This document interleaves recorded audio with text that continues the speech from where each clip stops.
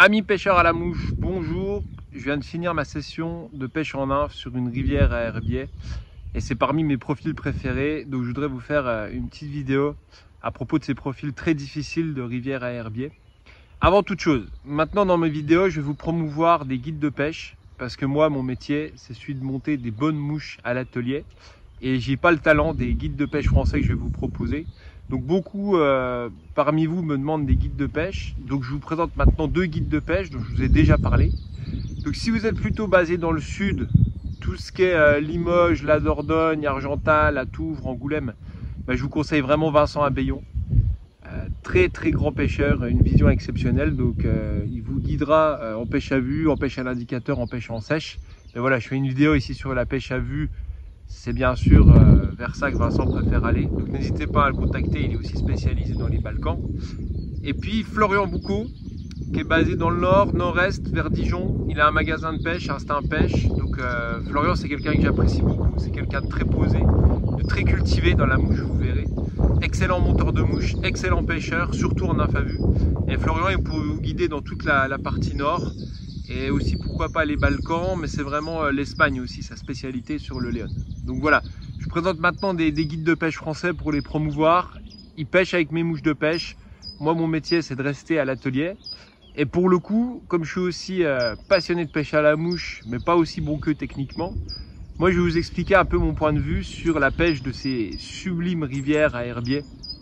Donc en France, que ce soit la Sorgue, la Touvre ou les Tchol Stream de Normandie, ou toutes ces petites pépites là qu'on a dans le nord-est aussi par chez nous, calcaire, c'est vrai que c'est parmi les plus beaux profils. Je vous cache pas que moi ça me fascine de pêcher dans ces herbiers là, ces radiers cristallins qui dansent avec des herbes mystérieuses, des herbiers, des souches, des gravières. Enfin, c'est vraiment un milieu que j'apprécie.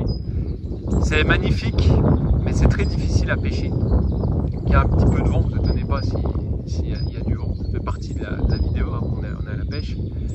Et du coup, personnellement, moi pour attaquer ce style de rivière, pourquoi c'est compliqué? Parce qu'en fait, il y a une variation de profil qui est incroyable. On passe de la gravière avec 2 cm d'eau, ou l'énorme trou bleu avec 3 mètres de fond, en passant par le radier un peu frisé où on croit voir une truite, un nombre, des derrières d'herbiers qui dansent, où des truites elles se cachent parce qu'elles savent bien que c'est là qu'elles sont à l'abri, des bancs de sable, des cailloux, des blocs, enfin c'est incroyable la variété du milieu de l'habitat dans les rivières à herbiers, et c'est ce qui en fait des rivières difficiles mais aussi des repères à très grosses truites. Parce que c'est pété de bouffe et c'est ce qu'on va voir après. Donc voilà pourquoi c'est difficile les rivières à herbiers, parce que le profil il change tous les 10 mètres.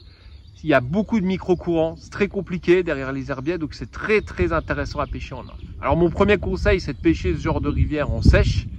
Et oui, vous allez me dire, parce que vous allez survoler tous ces problèmes d'herbiers, donc si ça gobe, pêchez-les en sèche. Et oui, c'est Infovolution qui vous dit ça. Mais malheureusement, la réalité, c'est que ça gobe pas tout le temps. Et la pêche en nymphe sur ces rivières, elle est fascinante de technique. Et surtout, comme vous pouvez voir ici, on a des truites avec une variété de robes tellement différentes. C'est incroyable la singularité des robes à laquelle donnent naissance ces herbiers. Ça donne vraiment des poissons magnifiques qui sont gras et en forme parce qu'ils ont de l'eau fraîche, des caches et de la bouffe. Et c'est ça qui est fantastique. Alors, le but de Infovolution, c'est toujours de vous expliquer comment moi, en tant que monteur de mouche, pêcheur à la mouche passionné, mais qui passe plus de temps à l'atelier qu'au bord de l'eau, j'attaque ces rivières. Donc moi, je scinde toujours en 2 ou 3 possibilités, et j'aime bien attaquer les rivières à herbiers de 2 possibilités. Soit quand les poissons se tiennent au fond, et notamment les ombres, je pilonne. Quand ils sont dans les trous des courants, simplement c'est moche, mais il faut pilonner, c'est-à-dire passer et repasser des nymphes lourdes, parce que vous n'aurez pas le choix que d'aller les chercher comme ça quand ils sont dans les profonds. Après, je préfère aller vers le naturel de la rivière et aller chercher les poissons en poste dans toute cette multitude, ce labyrinthe d'herbiers, et ça c'est le plus fascinant. Voilà, je vais vous dire honnêtement, autant j'ai passé beaucoup de temps dans ma vie à pilonner en infophile et pilonner les ombres en nymphe à vue, mais quand on s'y attelle vraiment, c'est la plus belle des pêches. Alors, que vous soyez avec ou sans soie n'est pas l'idée. Là, je suis sans soie, hein, on verra le verron après. D'ailleurs, 11 pieds soit de 6, parce que là, il y a du gros poisson, il va falloir treuiller. Ça, c'est aussi ma méthode dans les herbiers, c'est treuiller. Donc je pêche aussi gros, malheureusement. Donc voilà, que vous soyez avec ou sans soie, si vous choisissez cette plus belle des pêches avec des dérives appliquées, avec des lestages choisis, et là vous allez voir que sur le lestage ça déconne pas, et ben avec ou sans soie, il faudra performer des belles dérives et comprendre le lestage de vos nymphes. Et surtout, vous allez vraiment vivre ces rivières singulières, vous allez aller chercher le radier, vous allez aller chercher l'herbier qui danse, vous allez aller chercher la gravière, vous allez aller chercher le banc de sable, vous allez chercher la souche calme où il y a une grosse truite. C'est vraiment une aventure dans un cadre enchanteur. En plus, c'est rempli de vie, il y a de la loutre, il y a du martin pêcheur, il y a du castor, la bouffe est infinie, il y a de l'écrevisse, il y a des escargots d'eau douce, il y a des gamarres, il y a des baétis, il y a des trichoptères, il y a des plécoptères. Il y a pléthore de vie dans ces rivières, donc je vous conseille vraiment de ne pas aller pilonner les poissons bêtement. Et de toute manière, vous n'aurez pas le choix, c'est-à-dire que si les poissons sont tannés dans les trous, ce qui n'est pas la plus belle des pêches, ben, il faut les pilonner. Mais quand une rivière comme ça bouillonne d'activité, que vous avez les truites et les ombres qui sont placées en poste, vous n'aurez pas le choix que de faire de la belle pêche en nymphe. Et je répète, avec ou sans soie. Là, la soie ne changera rien parce qu'il va falloir maîtriser ses lestages et sérieusement. Donc, du coup, vous irez naturellement vers la plus belle des pêches puisque pilonner des poissons dans un trou, ça va vite vous embêter. Que ce soit en nymphe ou au streamer, on verra après. Maintenant, la vraie stratégie, et c'est là que je vous replace Vincent Abbayon et Florian Boucaud, qui sont des maestros de la dérive, de l'approche et qui ont une vue exceptionnelle. Vous allez être bluffé en général quand vous allez avec un bon pêcheur en nymphe à vue, vous serez bluffé par la vision qu'il a des poissons. Et ben c'est là qu'il faut connaître ces lestages. Et en fait, moi comment j'attaque en fait ces trawl stream. Donc j'ai mon petit patch ici que je vais ouvrir. Voilà la sélection avec laquelle je pêche aujourd'hui. Donc je vous la place là et puis on va discuter. C'est bien, il y a du vent qui m'anime le streamer. Donc en haut à gauche, on voit toutes les nymphes à pilonner. De la Pheasant-tail tungstène, la céramique tungstène et plomb. Ça, vous connaissez, c'est la base de Nymph Evolution pour pilonner les trous. Alors, je pensais même vous le mettre... on va quand même se garder la rivière, c'est joli. Je vais vous faire un petit écran comme ça, pourquoi pas. Allez, hop. Attendez, parce que... Hop, réglage, voilà. Donc, allez, je vais essayer de placer ça bien. Donc, on est à droite maintenant les nymphes pour pilonner. Avec quelques dingueries si je vois des ombres. Hein, vous voyez les caddies UV en orange et blanc. Bah, quand il y a des ombres actifs dans des herbiers, on va pas se cacher. Ce qu'il faut préciser aussi, nous on appelle ça entre nous des rivières de châtards, des rivières de chanceux. Pourquoi? Parce qu'il y a tellement de caches dans ce genre de rivière qu'en fait, bah, les poissons sont moins matraqués. Quoi qu'on en pense, à un moment, quand vous tombez sur des fois un duo de truites qui sort d'un herbier, bah, elles sortent de l'herbier, elles se réveillent. Si vous êtes le premier à leur poser une nymphe, quoi que ce soit devant elles, en général, comme elles vous ont pas vu, comme elles étaient dans l'herbier, impossible, elles sortent de la cache, et bah ça mord direct. Mais parfois, vous allez tomber aussi sur des poissons qui sont compliqués, qui sont bloqués sur une éclosion d'éphémère, ou qui sont la tête dans des gamarres, ou qui sont en train de manger des écrevisses, ou voire pire, des escargots d'eau douce. Donc la bouffe est tellement diverse que ça peut être très compliqué. Mais c'est vraiment les montagnes russes. Vous pouvez aussi tomber sur des frénésies alimentaires. Bah, si vous tombez sur des truites qui sont sur des gamarres coloris sableux ou caramel dans un banc de sable, bah, c'est cadeau, quoi. Si vous avez des bons gamarres comme ceux-là, c'est cadeau. Donc les nymphes à pilonner à droite. Et pour la plus belle des pêches, bah, une sélection de gamarres, hein, du gris, de l'olive, du caramel, du sableux, en 2, 3 ou 4 tailles. Moi, je vous les propose de la taille 16 à la taille 6. Et c'est là que tout le lestage va intervenir sur ces nymphes planantes. Moi, je vous conseille fortement de faire de la belle pêche en nymphes avec des nymphes planantes comme des gamarres ou des Pheasant-tail furtifs que je vous montre ici en photo, qui sont des Pheasant-tail plus légères. En fait, si vous pêchez avec une nymphe trop lourde dans ces rivières à herbiers, vous allez directement tanker dans les herbiers et ça sert à rien. Et en plus, l'eau est cristalline, les poissons voient quand même beaucoup de bouffe passer, donc il faut vraiment, je vous conseille, des nymphes avec une dérive planante. Et c'est là en fait que le gamard fait son job. Attendez, parce que le verron il souffle dans le mauvais sens, mais bon, c'est plus beau comme ça quand même. Allez, je vous le mets comme ça. Voilà, hop, on va parler comme ça. Donc, vraiment, avec des gamards entre la taille 16 et la taille 6, donc vous voyez les gros gambas que j'ai là, hein, en olive et en sableux, c'est taille 6. Hein.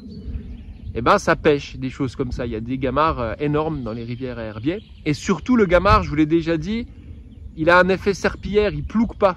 Il bloque un peu sur l'eau comme un hors-bord. Et ça, c'est très intéressant parce que ça ne fait pas fuir les poissons. Et le lestage avec les billes en verre sur tout le corps du gamard va en faire vraiment un lest progressif qui va permettre de pêcher les veines d'eau, de caresser les veines d'eau proprement, au lieu d'y aller comme un salaud avec du tungstène. Voilà, je remballe le patch, je vous le montre avant de... Voilà, belle truite. Bon, pas une truite d'herbier pour le coup, plutôt une truite d'Islande.